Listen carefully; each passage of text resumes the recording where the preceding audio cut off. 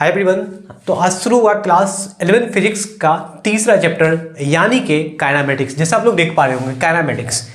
इससे पहले वाले क्लास में वेक्टर और स्केलर का जितने भी प्रॉब्लम थे, जितने भी थ्योरेटिकल पोर्शन से हम लोग कंप्लीट कर लिए थे, समझ लिए थे, अच्छे से समझ लिए थे। तो आज हम लोग स्टार्ट करने जा रहे हैं काइनेमेटिक्स, जिसमें कुछ टर्मिनोलॉजी है उसके बारे में पहले समझ लेते हैं। देखो कुछ टर्म्स हैं इसमें जो हम लोग डिस्कशन करेंगे काइनेमेटिक्स में। मोशन इन वन डायमेंशनल, ठीक है, और टू डायमेंशनल होता है एक्चुअल में। जैसे हम इसमें टर्मिनोलॉजी लाइक डिस्टेंस, वैसे आपने क्लास 9th में पढ़ा भी होगा। डिस्प्लेसमेंट,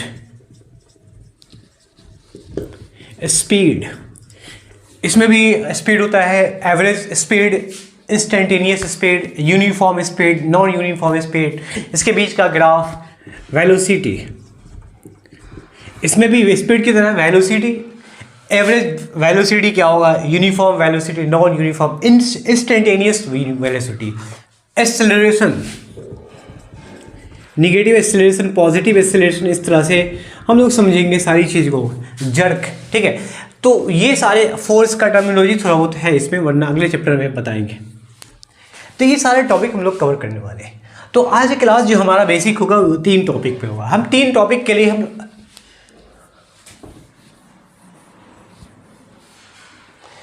तो आज क्लास जो हमारा होगा वो डिस्टेंस और डिस्प्लेसमेंट पे होगा। सिर्फ इसी दोनों टॉपिक को हम क्लियर करने वाले हैं आज।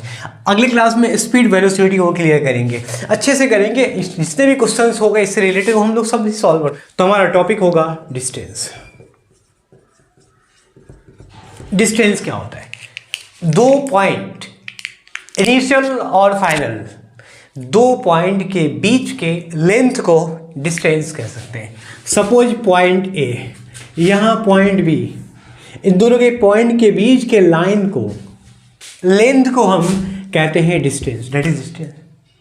या वो लेंथ ऐसे हो सकता है स्ट्रेट, मतलब बहुत सीधा, या ऐसे भी हो सकता है, या वो लेंथ ऐसे भी हो सकता है। किसी भी डायरेक्शन में एक पॉइंट से दूसरे पॉइंट तक के लेंथ को हम लोग क्या बोलते हैं? डिस्टेंस कहते हैं। ये भी डिस्टेंस हो जाएगा, ये भी डिस्टेंस हो जाएगा, ये भी डिस्टेंस हो जाएगा, है ना। लेंथ कह सकते हैं इसको, लेंथ बिटवीन 2 पॉइंट्स। बहुत सिंपल है इसका,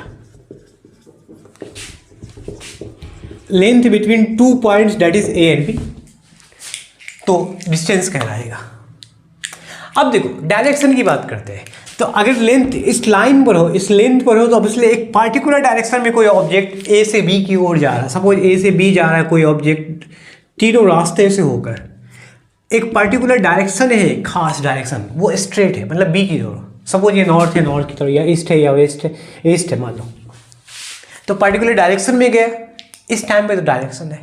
लेकिन हम जब लेंथ में इस वाले लेंथ को लेते हैं, इस वाले डिस्टेंस को लेते हैं, तो उसका डायरेक्शन, अगर ऑब्जेक्ट यहाँ पर आया तो उसका डायरेक्शन चलेगा तो इस पाथ पर, लेकिन डायरेक्शन चेंज हुआ। जब ऑब्जेक्ट यहाँ आएगा डायरेक्शन ऐसे हो जाएगा, यहाँ आएगा तो डायरेक्शन ऐसे हो जाएगा।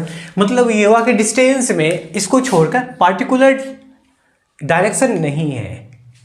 इसलिए डायरेक्शन नहीं है तो इट इज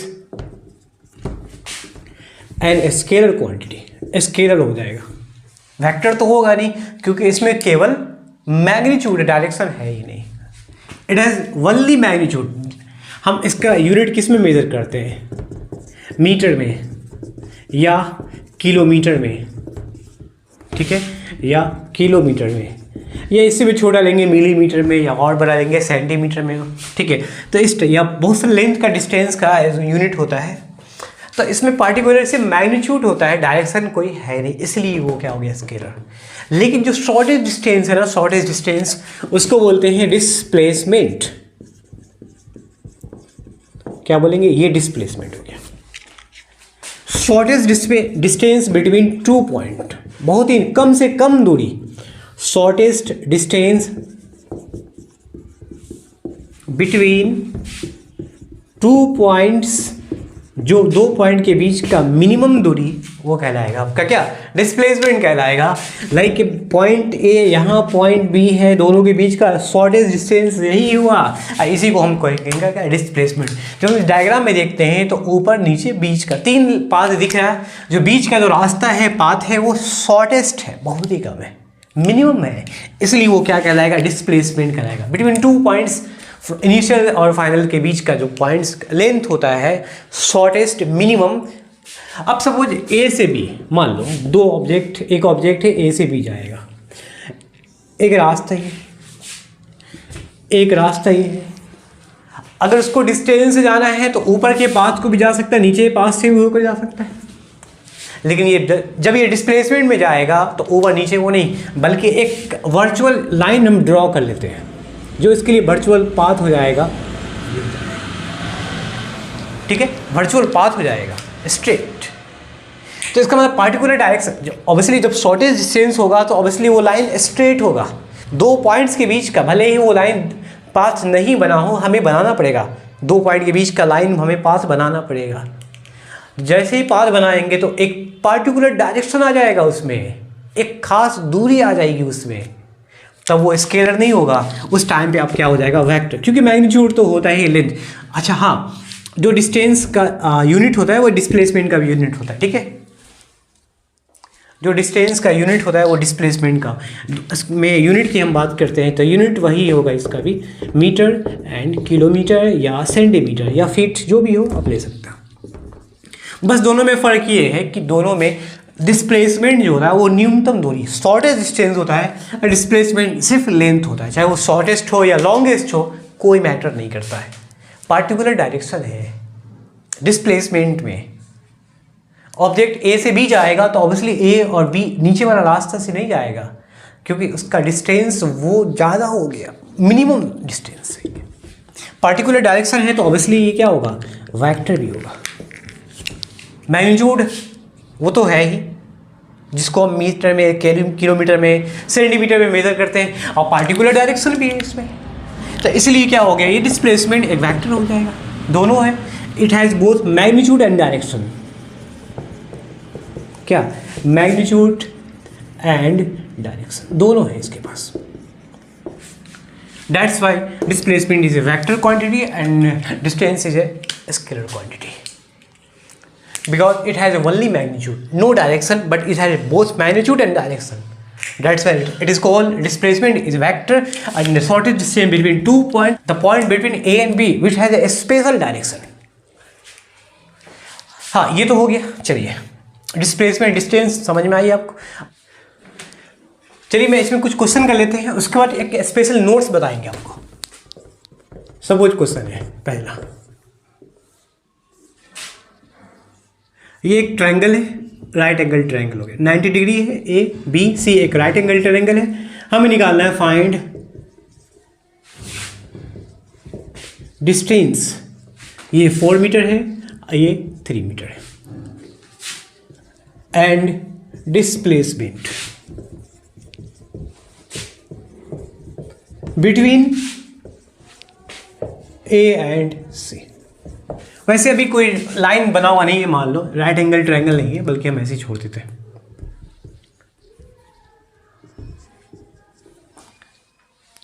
डिस्टेंस और डिस्प्लेसमेंट हमें ए और सी के बीच का फाइंड करना है, ए और सी का। तो डिस्टेंस जो होगा एक्चुअल में total length covered by a body, जितना डिस्टेंस किसी बॉडी द्वारा कंप्लीट किया जाएगा, कवर्ड किया जाएगा, तो वो डिस्टेंस होगा। देखो ए से सी जाने का एक ही तो रास्ता है, ए टू बी जाएगा 4 मीटर, प्लस बी टू सी आएगा 3 मीटर, ये हो जाएगा 7 मीटर। ठीक है, ये 7 मीटर हो जाएगा। अगर डिस्प्लेसमेंट निकालना हो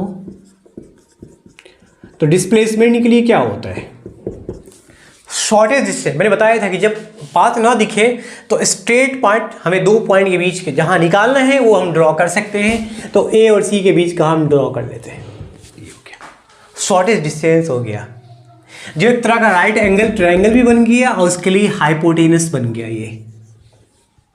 तो obviously displacement A to C हो जाएगा एच स्क्वायर बराबर में 4 square plus 3 P square plus B square Pythagoras. तो हम रूट के अंदर डाल के, क्योंकि हमने यहाँ स्क्वायर तो नहीं किया, स्क्वायर हटाकर रूट डालते हैं ना, रूट 4 का स्क्वायर, पी का स्क्वायर, परपेंडिकुलर एंड बेस का स्क्वायर, ये हो जाएगा 5 मीटर स्क्वायर, 5 मीटर हो जाएगा डिस्प्लेसमेंट। तो अब हमें ये समझना है, चलो डिस्टेंस तो आ गया, डिस्प्लेसमेंट आ गया, क्या डिस्प्लेसमेंट डिस्टेंस होगा? ये डिस्टेंस तो है, क्या 7 मीटर डिस्प्लेसमेंट होगा? क्योंकि 7 मीटर तो ऐसे लाया, ये शॉर्टेज डिस्टेंस नहीं है, तो डिस्टेंस जो 7 मीटर है वो डिस्प्लेसमेंट नहीं होगा। लेकिन जो डिस्प्लेसमेंट 5 मीटर आया, क्या वो डिस्टेंस होगा? एक्चुअल में उस टाइम पर ये पाथ बना हुआ नहीं था, लेकिन डिस्प्लेसमेंट के लिए हमने पाथ बनाया, तो ऑब्वियसली ये डिस्टेंस हो सकता है। अगर मैं एग्जांपल से समझाऊँ, पॉइंट ए और पॉइंट बी, 2 पॉइंट है, इसका एक शॉर्टेज डिस्टेंस है 10 मीटर, एक पाथ ये है जिसका लेंथ है 15 मीटर। तो हमें पूछा जाएगा कि डिस्टेंस क्या होगा, तो आप सिंपली बताओगे 2 पॉइंट के बीच के लेंथ को, वो लेंथ ऊपर भी है 15 मीटर, ऑल्सो 10 मीटर, दोनों हो जाएगा। 10 मीटर भी हो जाएगा आपका डिस्टेंस और 15 मीटर भी हो जाएगा, चाहे वो शॉर्ट हो या लॉन्ग हो, कोई फ़र्क नहीं पड़ता। हाँ, लेकिन डिस्प्लेसमेंट बताना है, तो डिस्प्लेसमेंट जो होगा वो एकदम शॉर्टेज डिस्टेंस होगा ए और बी के बीच का, जो कि दिया हुआ है कितना, 10 metre, that will be displacement. तो इससे ये समझ में आया कि डिस्टेंस 10 मीटर भी है, डिस्प्लेसमेंट तो 10 मीटर है। तो डिस्टेंस डिस्प्लेसमेंट के इससे एक पॉइंट सामने आया हमें कि डिस्प्लेसमेंट जो होगा वो डिस्टेंस जो होगा वो डिस्प्लेसमेंट से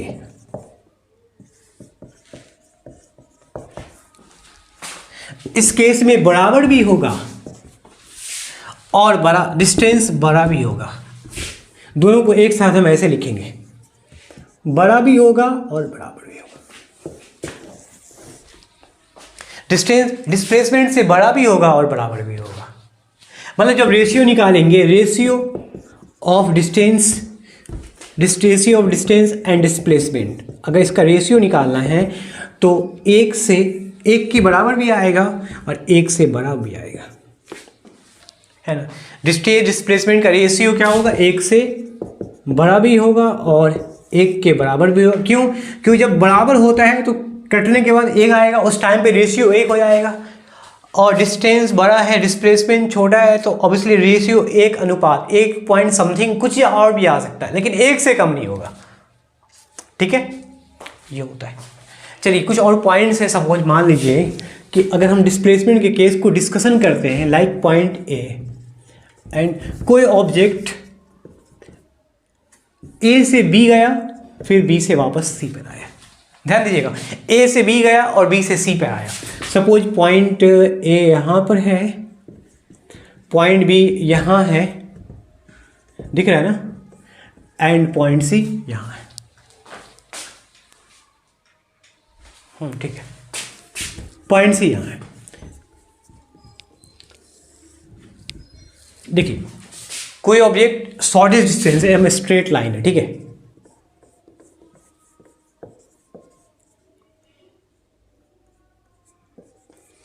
ए से बी गया, फिर वापस सी से बी से ए से बी से सी एंड सी से वापस सपोज बी पर आया।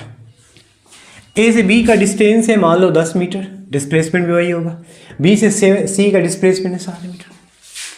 तो पहले ए से बी गया, देखो क्या क्या रहा है कि distance between initial and final point. जब हम बात करेंगे डिस्टेंस कितना होगा, तो ए से बी गया 10 मीटर, फिर बी से सी गया 7 मीटर, फिर सी से बी पर वापस आया है प्लस 7 मीटर। ठीक है, नहीं समझ में आया? देखो ए से बी, क्वेश्चन कह रहा है कि कोई ऑब्जेक्ट ए से बी गया, फिर बी से सी आया, फिर सी से बी आया।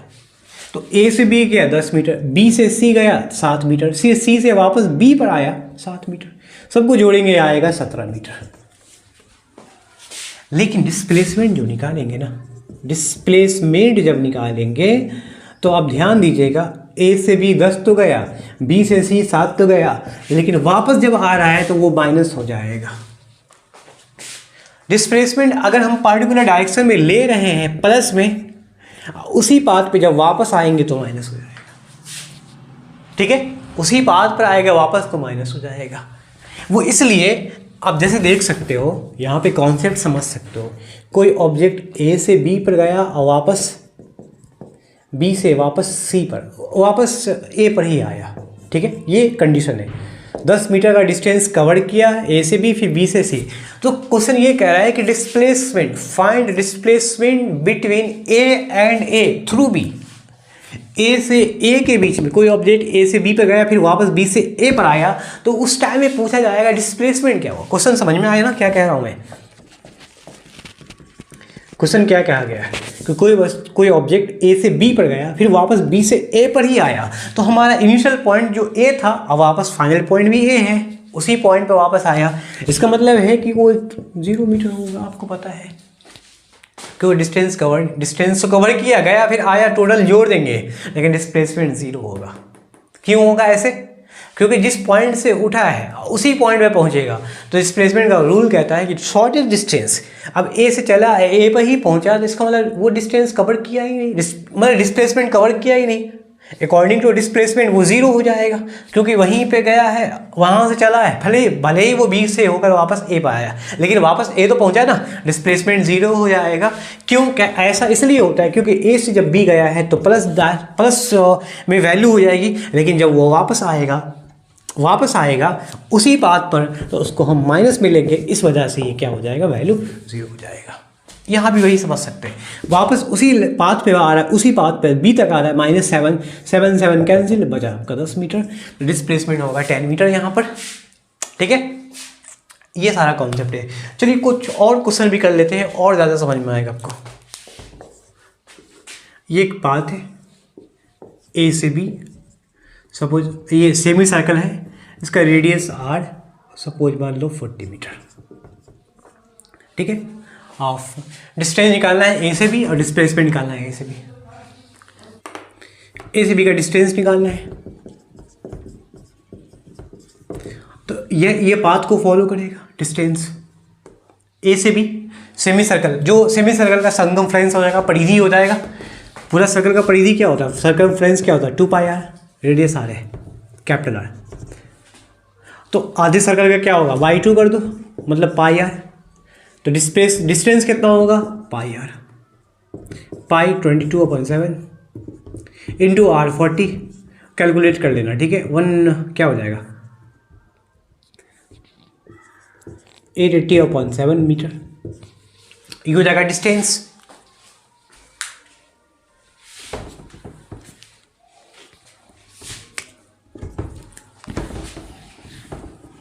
निकालना है डिस्प्लेसमेंट, क्या होगा, डिस्प्लेसमेंट शॉर्टेस्ट डिस्टेंस ए से बी का 2r, ये r हो गया, ये हो गया r, दोनों मिलके हो जाएगा 2r, 2 × 40, that will be 80 metre. Displacement distance हो जाएगा 880/7। ठीक है, चलिए क्वेश्चन नंबर 3 लेते हैं। सपोज एक स्क्वायर है, ठीक है, point P and Q, P से Q का, इसका रेडियस, इसका जो साइड है मान लो 10 मीटर है, 10 मीटर का साइड है।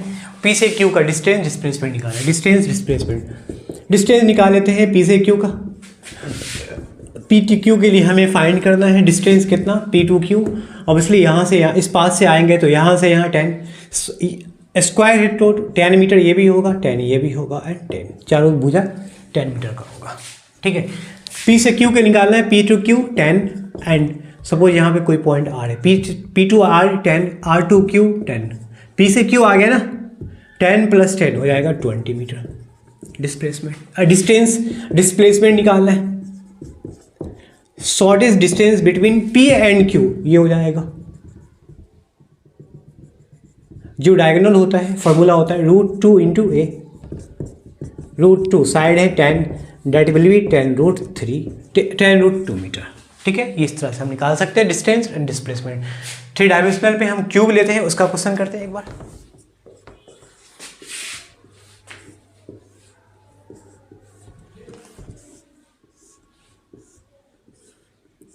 इसका साइड है मान लो 5 मीटर, है ना। सपोज पॉइंट ए यहाँ है, पॉइंट बी यहाँ है, A to B हमें डिस्टेंस एंड डिस्प्लेसमेंट निकालना है, सिर्फ, ज़्यादा नहीं। यहाँ आप देख सकते हैं कि पॉइंट ए जो है एक कॉर्नर, जैसे 8 कॉर्नर होते हैं, एक कॉर्नर पे ये पॉइंट है, पॉइंट भी ये कॉर्नर है, नहीं सॉरी ये अंदर करें, बी यहाँ होगा, बी यहाँ ले लेते हैं, है ना। पॉइंट ए इस साइड वाला कॉर्नर है।